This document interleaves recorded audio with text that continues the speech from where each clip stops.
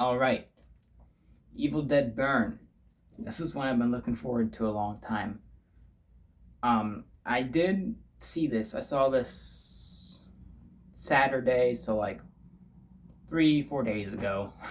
um, I meant to make a review when I saw it. I ended up seeing Supergirl afterwards. Did not like that movie nearly as much as I liked this one. I don't like that movie really that much at all. Um, but I got home at like midnight, and then I had stuff the next few days, so I'm finally getting to it. I did my best to try to compile my thoughts and remember the movie. But this was my most anticipated movie of the year. Whenever any year an Evil Dead movie comes out, it's going to be my most anticipated movie of the year. That's just how it is. Because Evil Dead is my favorite franchise of all time. And I went and saw this one with a friend. And this was interesting because this friend has never seen an Evil Dead movie before. They had heard of it, mainly from me telling them about it, but they had never seen an Evil Dead movie before. So I kind of got the perspective of someone that's never seen one of these before, and they ended up rating the movie a lot higher than I did by the end of it. But we'll get into that when I get to my final thoughts. But getting right into it. Oh, before we get into it, actually, the trailers. I need to rant about this for a second. My God, our horror movie trailers really irk me nowadays because they spoil the whole movie. Like there are so many scenes and shots that are in the trailer from the movie that are completely ruined and spoiled. Like there are really cool moments and entire segments of the movie that are just ruined by the trailer. And the first trailer I think is fine, where it's the one take scene. That scene is really cool in the movie, and I get wanting to show that off. And I wish that was the only trailer or the only thing they showed in the marketing, because then there was trailers afterwards that just completely ruin entire deaths and gory moments that would have been a big shock in the theater for me if I hadn't already seen them. And it kind of made me a little worried for the film that it wasn't going to be as good as I was hoping it would be. But that's not fault of the movie itself. That's just like marketing. It's like entirely different people doing different things, probably. No fault of the movie. It's just something that really irritates me. And it's with most, not even just horror movies, with just most movies nowadays, especially with horror. Moving in, the opening of this movie, I really, really like. The guy that gets, well, so spoilers throughout this whole video. The guy that gets wrapped with fishnet and he gets the hooks all in his face is very Hellraiser. Like that is a Hellraiser death right there. And it's the Deadite doing this is the Deadite from the beginning of Rise, which I think that opening is better. I think Rise probably has best opening in the whole franchise, actually. But this opening is still great as well. But then the other character that's there goes on the boat, and the boat gets flipped over, and the camera kind of follows the boat as it gets flipped, and it's a really cool shot. Overall, in general, the camera work is amazing. Like it's very Sam Raimi. Like it has that Sam Raimi flavor to it from the original movies, but the director kind of putting his own spin and style into it. It's not an exact replica, but you get the flavor of Sam Raimi's camera work. Very nice. There are some really cool scenes later on that I'll talk about with that camera work. Also, and then we get to meet our characters afterwards, after we get past that opening. Well, I guess it's not. I guess, it's the opening until you get the credits, but the credits are like very delayed, which I do always love when movies do that. They have the credits like 15 minutes into the movie. But we meet our characters, Will and Alice and Joseph, and I don't remember the other girl's name. But Will is married to Alice, who is our protagonist. And then Joseph is Will's brother, and the other girl with them is his girlfriend or wife, not too sure, but they're together. and Will is very obviously not like it's not the best partner, but you don't really get the full sense of everything going on in that relationship quite yet. When the relationship between Will and Alice is kind of like the theme of the movie, with it being a very abusive relationship, as we see with flashbacks later on. Um, and I wouldn't say it's a very, I mean, it's a decent theme. I just think that other movies have better themes, where the 2013 remake has addiction as a very big theme. I think that is done really well. And then Rise has motherhood as a theme. And I think that's done way better than like abusive relationships and abusive families and all that is done in this movie. Still, it's cool to see, fun to consider.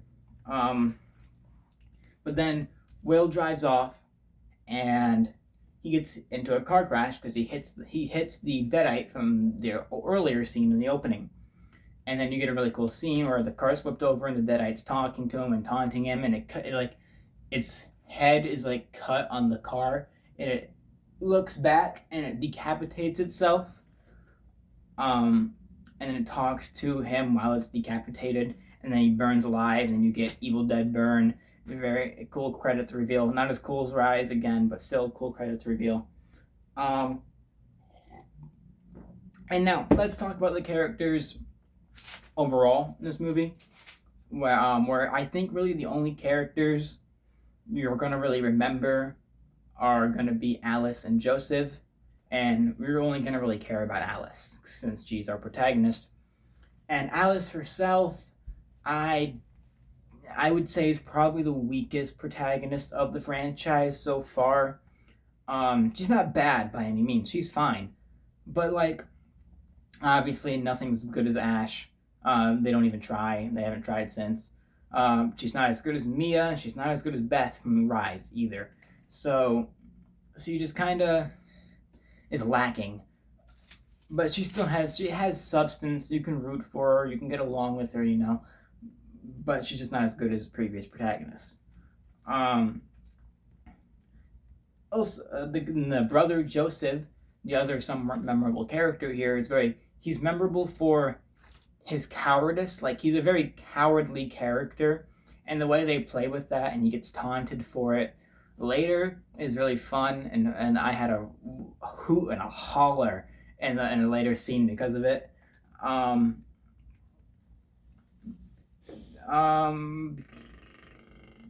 The overall kills and gore are really good, as to be expected. There is some CGI that I'm not a fan of. I'm always a practical champion, I'm always like, do it practically if possible. And the CGI, there's a deadite dog, which is cool to see. It's a cool idea. I wish we got more of that, and I wish it kind of looked a little better. But it's barely in the movie, so it's not really a factor at all. And then the very end, which I'll get into a little bit later, but the final boss is an entirely CGI enemy that doesn't look very good, and I just wish, and it's not something that I think you can really do practically all too well. So I get wanting to use CGI. I just think something we could have done something else. It could have looked better. I just don't like how that ending looks. Get to my overall thoughts on the ending later on in the review. And the Deadites are on a mission in this movie. Where in all the other movies, it's an accident that they're there, pretty much. Where someone reads from the book, and the Deadites come because of that. Here, nobody reads from the book in the beginning. It's because they uncover a weapon, the Kandarian dagger from Evil Dead 2. Even though it looks different, again, lore inconsistencies, it's always been a thing in these movies. And so the Deadites sense that, and they're after that without being summoned necessarily from the book. So they're much more business. They're here on business, so less jokey, which makes them a little less fun. I would say the Deadites in this movie are probably some of the weakest Deadites of the whole franchise, where they don't have much personality. They do taunt and tease the characters might hurt themselves a lot, try to get in people's heads, you know. Or the dad character later on will he like shoots himself in the head like 3 or 4 times to kind of like mess with everybody. But they're kind of just generic deadites. Like they don't have a personality where it's like, oh, this deadite does this or acts this way, or this deadite transformed in this way. To where in the older movies you have like Henrietta, where Henrietta progressively gets more monstrous, and she like her head grows out and the neck grows out, which is a little goofy, yeah, but like it gives the deadite personality. And in Evil Dead Rise, we had the main deadite in that movie was the mom, and how that messed with people, and how that actress did as that deadite. It was fantastic. You don't really have like a central main deadite that you're going to be like, wow, that's cool. That deadite's cool. That deadite's funny. That deadite does this and that. Whereas they're kind of all the same. They kind of all talk the same and say the same things. There's less personality there with the deadites. And there are some cool lore expansions here. This is the first movie in a while where it feels like it's progressing the story of Evil Dead as a whole forward, to where both Rise and the remake feel like more standalone things. This movie directly ties into Rise in a lot of ways, and even makes reference to the 2013 movie in one scene where a character's flipping through the Necronomicon, or just one of the books, since there's multiple books of the Dead, I'm pretty sure. But you have this family that is our characters. This family is tied to someone. I think the guy from tapes from Evil Dead Rise is like their great grandpa or something, and he was a part of this group called the Wise Men, possibly coming from Army of Darkness, that know about the Deadites and the Kandarian demons and all that, and have stood against them, but they're gone now. And this weapon, the Kandarian dagger, is what the Deadites are after. And so it's cool. We have some lore expansion. There's some post-credits scenes that kind of further push things forward a little bit that I'll get to later, and kind of they're a little divisive from what I've seen from the fans. But another thing about this movie, the pacing is done really well, I will say. You have the opening where everything from the opening to the title card is really good and fun, fast paced, and then you have a bit of a lull where we're getting to know our characters, because you gotta do that. You get to know the characters. You have a kill or two thrown in between, and then once the Deadites are there at the house possessing people, it's non-stop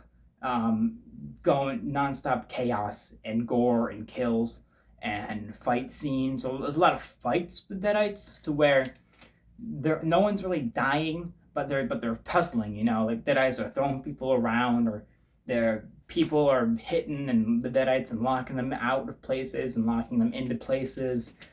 One of my favorite scenes is where the dad is just getting possessed by the Deadites, and after he kills the dog, and the brother and his girlfriend, wife, whatever, are driving to the hospital, and the dad becomes fully possessed.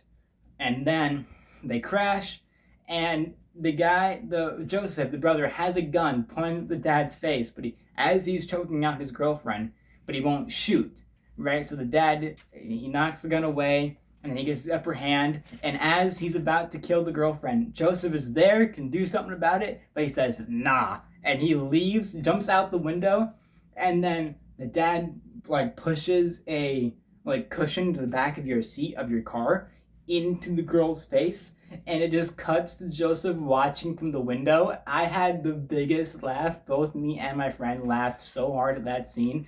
And then it cuts right after to him just running away. And it's just so funny how cowardly this character is. And it makes it even better when later on, when the girlfriend Deadite is taunting him in another scene that was ruined by the trailers, where he falls back onto the knives, all the stuff poking out of the dishwasher. where he stabs the girlfriend Deadite in the neck with a corkscrew, and the Deadite's like, wow, so you wouldn't shoot your father, but killing me is easy. And then later on, he full on bashes her head in with I don't quite remember. I think like the lid of the dishwasher where you open it up, and then he crushes her head in with that. And like, no problem killing the girlfriend, but the dad, nope. And then he just ran away and left her. That was hilarious. I love all those sequences. And it's the only real reason I say that character is memorable as well, is because of how cowardly he is and how funny some of his scenes can be because of that. All right. Also, with the Deadites, the rules are like more inconsistent in this movie than they generally have been in the rest of the franchise. Now, the rules of the Deadites have always been inconsistent. Like, even going back to the first movie or the second movie or the remake, like, they've always been kind of iffy on who turns into a Deadite, how they turn into a Deadite, how long it takes for them to turn into a Deadite, what information they retain as a Deadite. Can people come back from a Deadite? Like, in the beginning of the second movie, Ash is fully turned into a Deadite, but the sun rises and he's just all of a sudden no longer a Deadite. And we never see anything like that ever happen again in the franchise. Or in the remake, a girl gets stabbed in the foot by a Deadite, and that's enough to turn her alone, like instantly. Well, in this movie, the dad, like, he sees a Deadite. He sees the Deadite version of Will at the funeral home, and that's enough to turn him into a Deadite. Like, I guess the Deadite also burned his arm, and that's enough to slowly turn him into a Deadite over the course, like, the next few hours, I think. Like, and then the grandma gets turned into a Deadite from having, like, saliva put from another Deadite put into her mouth, and that's enough to turn her. So it's inconsistent, but it doesn't bother me all too much. It's always been inconsistent. The possession of the Deadites has always just been what the story needs it to be. So I'm not all too bothered about it. Looking at other reviews, I saw people complaining about it, and yeah, I could see that. But come on, it's never been really fully thought out how these rules work, so you can play around with them and change them up if you want. It doesn't matter all that much to me. So what else is there? Sorry, I went way off track with some of these things I've been talking about. The comedy in this movie is almost completely gone. But besides the grandma has some comedic moments where she thinks the Deadites are trying to steal her money or and stuff like that. Where, yeah, it's cool. I wish there was more comedy, more slapstick. That's always been what has kind of drawn me to Evil Dead, is Evil Dead 2 and Army of Darkness, just the very slapstick comedic nature of some of the stuff in those movies, especially Army of Darkness. It's almost completely lost by this point. It was not in the remake at all. It was kind of there in Rise. The Deadites were very jokey and messing around with people in that movie, and to where the characters aren't laughing, but the Deadites are laughing, and you're laughing with the Deadites. In this movie, you just have the grandma and a few scenes being comedic, and that's about it. It's very hot in my room. Oh my god. And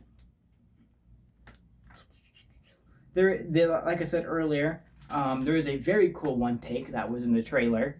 Very, very cool. Follows Alice as the two other characters are getting attacked by a Deadite.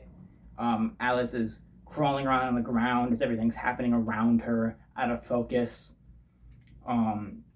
Very cool scene, and she eventually, of course, gets some sort of motorized weapon. I think it's like a lawn cutter or like a weed whacker or something. It's like a long thing with a blade on the end that spins. Always gotta have one of our protagonists have something like that. There's even a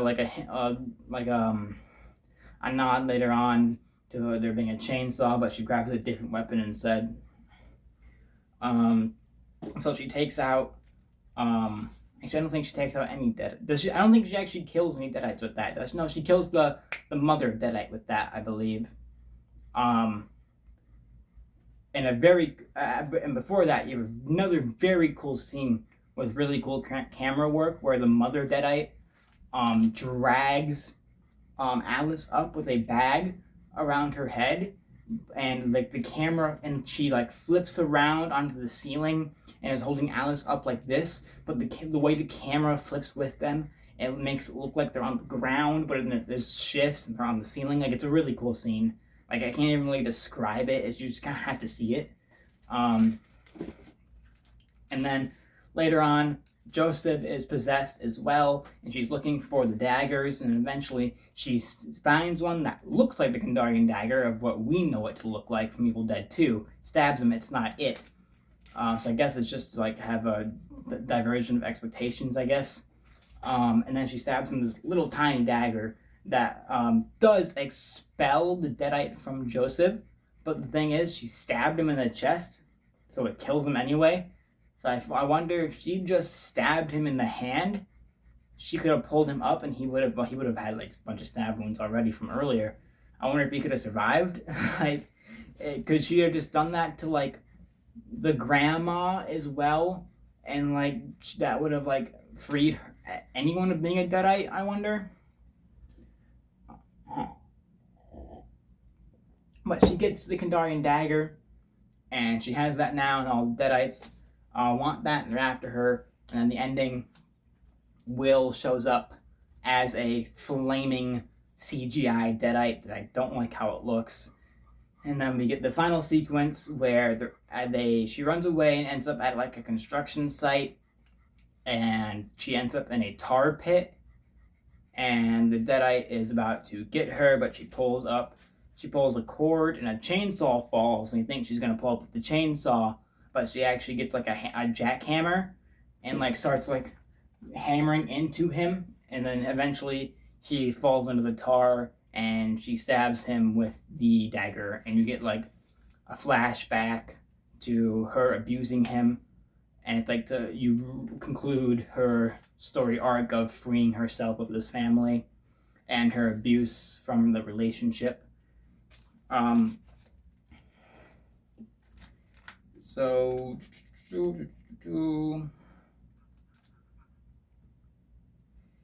yeah, I mean, I think that's almost about all I have to say. The post-credit scenes I will talk about now. I left before the post-credit scenes because I didn't really expect them, even though I should have known there would be, because there was a post-credit scene to Evil Dead Rise, so I should have expected them. I had to pee, so I bursted out of that theater to go pee. But there are 2 post-credit scenes I looked up afterwards, where the grandma is still alive, presumably possesses someone who comes to pick her up, and then so now you have that. It's probably going to be the through line that leads into the next movie, like how you had Rise, where you had the girl from the opening and the post-credit scene be the beginning of this movie to kick things off. You're probably going to have the girl that gets possessed here to kick it off in the next movie, because they're going to still be after the Kandarian dagger, I suppose, or I guess. And then you have a second post-credit scene that I've heard a lot of has divided a lot of people how they feel about it, where we're in the funeral home from earlier in the movie, and it's revealed that the ashes of the main deadite from Evil Dead Rise are there. And a little girl comes, she shakes it, and then looks away and looks back, and all of a sudden, boom, fully like reincarnated, the mother deadite from the last movie is back, still alive. She kills the little girl and says, "Mommy's back."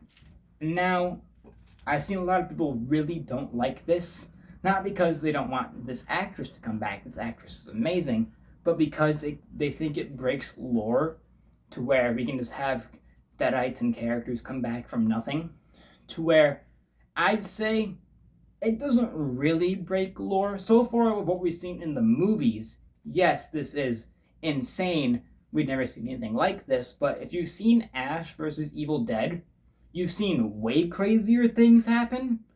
Like Cheryl from the first movie, who's Ash's sister, who becomes a Deadite and dies in that movie, comes back from literally nothing. And I think the third season. The third season. So that, like, something already more outlandish has happened in the show like that, and like death has already been proven to not be exactly permanent in this franchise, since like Kelly also dies in the show and comes back as well, because they go get her soul from the afterlife or something. I don't quite remember.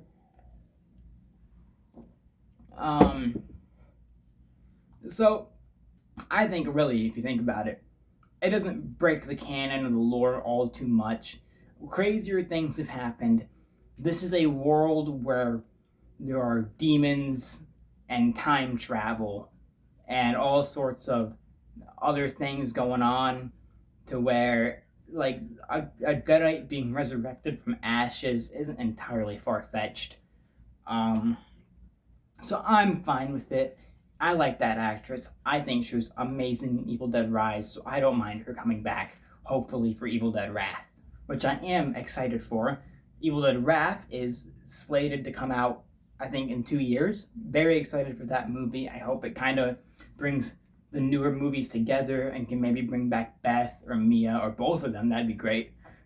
To fight the Evil Dead, to fight the Deadites, and kind of progress the story up with Evil Dead further than even this movie did. But overall, the ending of this movie, I think it's pretty. I like it, but I think it's the weakest out of any of the Evil Dead movies. I already thought the ending of Rise wasn't all too strong, where the Deadites become like an abomination, an amalgamation, and combine together. I already thought that wasn't very strong, and I think this is even weaker than that. So I was kind of disappointed with the ending. But overall, I think it's a good movie. I really liked it. I would just say that it's the weakest of the franchise. I would say that. I see a lot of people have it. I've seen a lot of people have it also at the bottom. But I see some people put it above Rise, which I understand. But personally, I have it below Rise at the bottom spot. I just think that there's a sense of diminishing returns with this franchise at this point. You know, we're on the 6th movie, and it's really all not that different from the remake or Rise. Like, it's still the same formula, just executed slightly differently each time. I think that I hope that Wrath will change things up a bit to be a little more different and diverse from the rest of the franchise. I think there needs to be a big switch up. So, like, you know, where Evil Dead 2 went to Army of Darkness. Those are two completely different movies. I think we need something like that again to really shake things up, because it's getting a little stale now. We've done pretty much the same movie 3 times in a row. Now, I like all 3. I like the remake, Rise, and this one, but I think it's gotten a little worse each time. We really need to shake it up a bit, I think.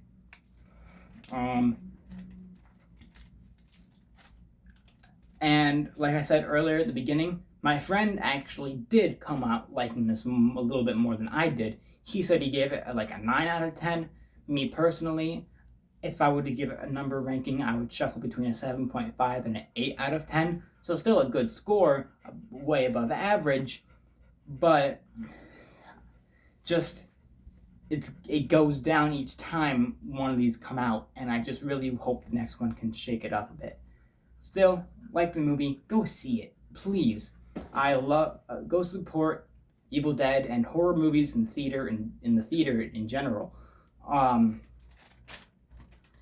Evil Dead, I still think, is very consistent. I don't think it's missed. I used to say Evil Dead and Scream were the most consistent horror franchises of all time, where they didn't have a single bad movie and they all consistently hit. Scream had Scream 7. That movie kind of sucks. So now I can only really say that Evil Dead is the most consistent horror franchise, and I would still say that it is without a single bad movie. This just happens to be the weakest of them for me. But that's about all I have to say. Tell me if you've made it this far, if you liked this movie, or if you think that it is bad, or if it's good. Tell me, do you like it more than Rise? Do you like it more than the remake? Where do you place it in the ranking?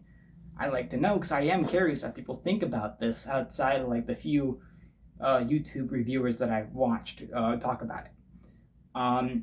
That's about it. As you can see, I am glistening. I am incredibly sweaty because I had to have the air conditioner off, or else it'll be really annoying and loud in the back. So I'm going to go sit in front of my air conditioner for a bit. Bye.